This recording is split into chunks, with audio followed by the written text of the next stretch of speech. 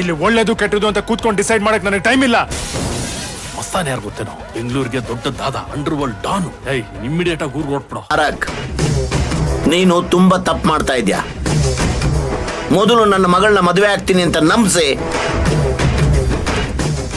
ಈಗ ಈ ಕೆಲಸದವಳನ್ನ ಮದುವೆ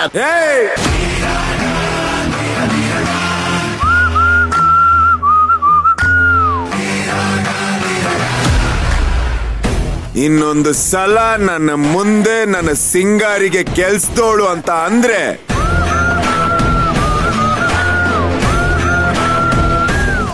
ಸಿಗತ್ ತೋರಣ ಕಟ್ಬಿಡ್ತೀನಿ.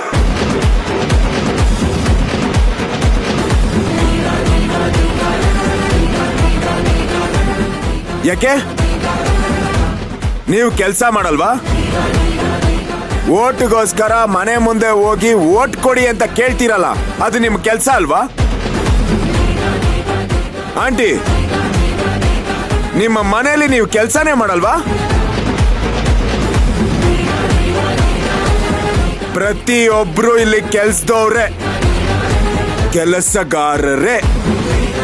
ಅದಕ್ಕೆ ಅದರದೇ ಆದಂತ ಬೆಲೆ ಇರುತ್ತೆ ಅಷ್ಟೇ.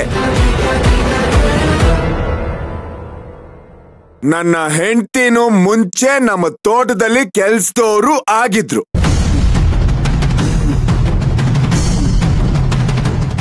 ಆದ್ರೆ ಈಗ ನನ್ನ ಹೆಂಡತಿ,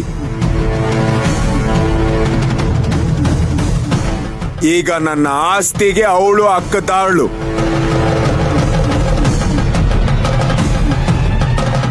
ನೆನ್ಪಿರ್ಲಿ. ತಾರಕ್, ಇದೆಲ್ಲ ನೀನ್ ಮಾತಾಡ್ತಿರೋ ಮಾತುಗಳಲ್ಲ. ಇವಳು ನಿನ್ ತಲೆ ಕೆಡ್ಸಿ ನಿನ್ ಬಾಯಲ್ಲಿ ಈ ತರ ಮಾತಾಡಿಸ್ತಿದ್ದಾಳೆ.